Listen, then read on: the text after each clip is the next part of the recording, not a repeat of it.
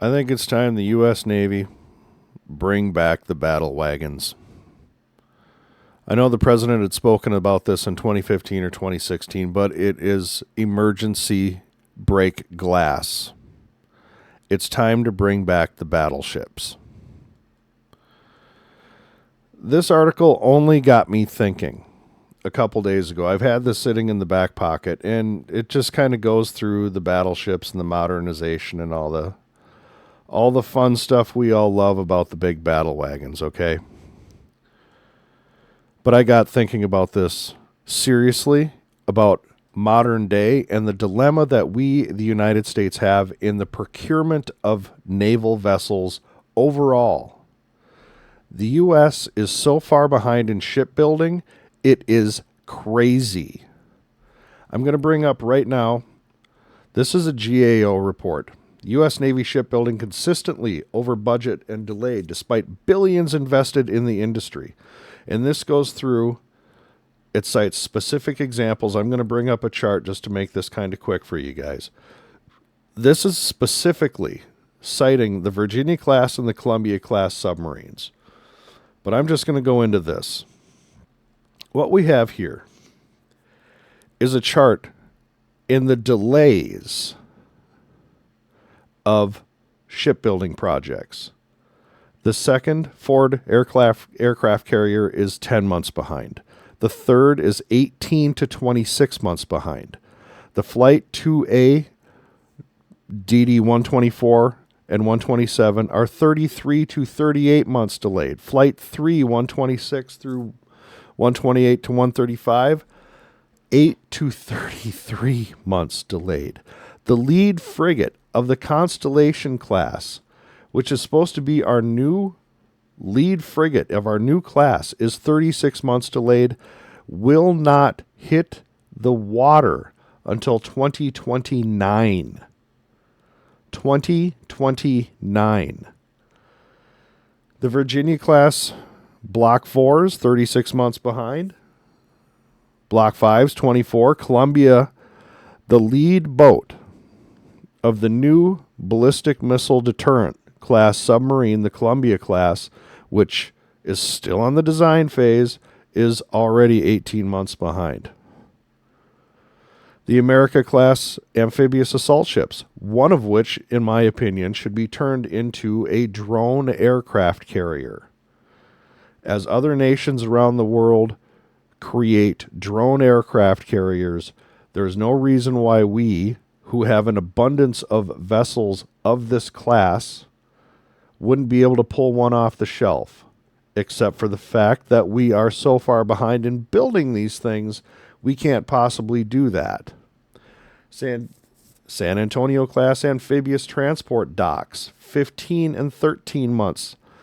It goes on and on. It goes on and on. And this is from the government's own report.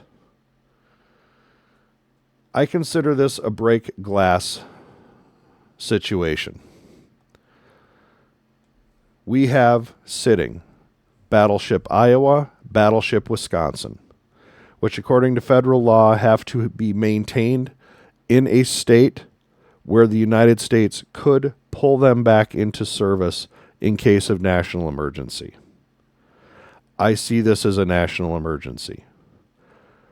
I think that the battleships need to be called back. They've been there every time we've called them, and they'll be there again. What is it that I think should be done with the battleships, with Battleship Wisconsin and Battleship Iowa? Do I think that they should just be brought back out to sit there and shoot their rifles? No. This is a first look at the stealth destroyer's hypersonic missile launchers. USS Zumwalt will pack a dozen long-range hypersonic missiles, but one of its advanced gun systems still remains after the refit.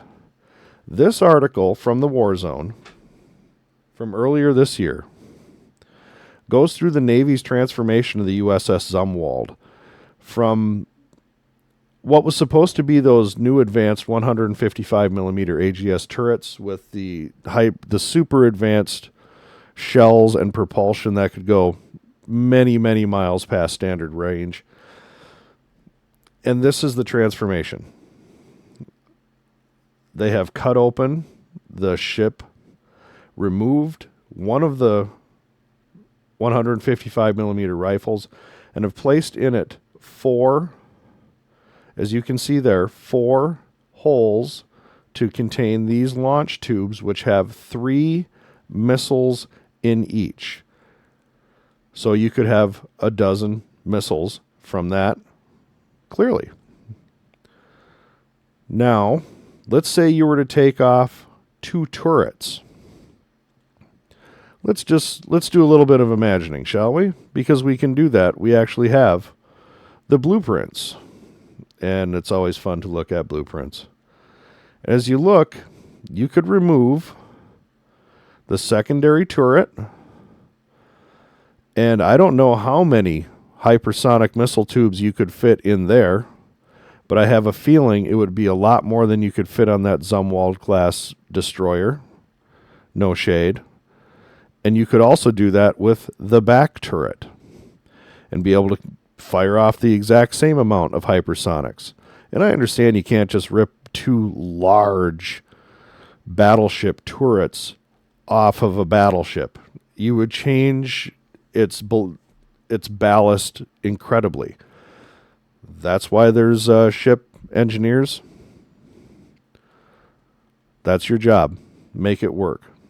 If we have to cut up some of those turrets in order to add ballast to the bottom of those, what would be formerly powder magazines, because that's what these are. These are, when you get down here, it's obviously you can't read it, but that is projectile storage and powder magazine. Projectile storage, powder magazine. Up here you have some crew quarters and wardroom, and back here you've got Tomahawk computer room, and next here you've got crew galley, crew quarters. You'd also have the elimination of a great deal of the crew because you're eliminating 2 gun crews. You're putting in hypersonic missile tubes in their place. So you're eliminating a large amount of crew there.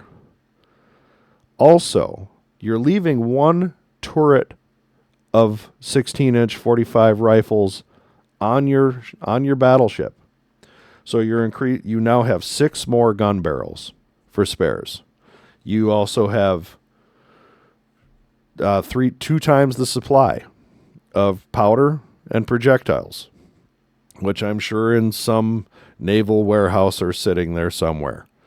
But you now have increased your stock of those. So making those, once again, a viable weapon system. And in the 2 or 3 years it would take, because it would take about 2 or 3 years to do something like this, to install these systems, you also strap on an Aegis weapons system if you can, or the most update radar systems possible. The Japanese, I just did a story just recently about the Japanese putting railguns. They've installed railguns on one of their test vessels. And they have plans to put those on their future destroyers. By the way, love the Minecraft railgun cannon. Right here. Capabilities of future destroyers. Railgun. Laser. I'm sure we could put a railgun or a laser somewhere on this thing just as a test bed. Pack it full of surface-to-air missiles. You can do that modular weapons platform that they want to do for the NXX, the USX Defiant, the autonomous ship that they're testing in Puget Sound. And to kind of buttress that, you certainly would be able to strap on almost anything. This goes back to 2019. This is the missile system box that they plan on putting on the USX Defiant, which is this autonomous naval vessel right here, which has been tested in the Puget Sound. This is just a box launcher. This bolt-on launcher can give nearly any ship the same weaponry as a U.S. Navy destroyer. This The launcher could allow everything from amphibious assault ships to logistic ships to carry the Navy's most potent surface-launched missiles. Or, how about you strap a bunch of those, where these 5-inch mounts used to go, or some of the other systems. When you look at her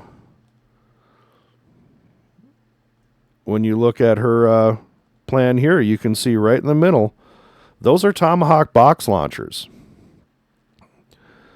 There is some open canvas, boys. Open canvas. That's what I see here is an open canvas. Take off 2 turrets. Box launchers, oh plenty. Drones, why not?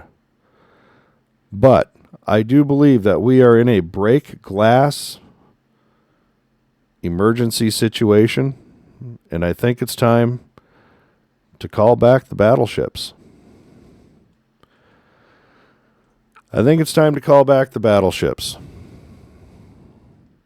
That's just my opinion. If you liked my opinion, hopefully you'll hit that like button and subscribe to the channel and share it with a friend. Let them know that maybe it's time. Maybe it's time that once again, one of the best naval investments we ever made as a country, that we break glass because it is an emergency. We can't build them, but we've got them sitting there. We've got the best. We've got the battle wagons.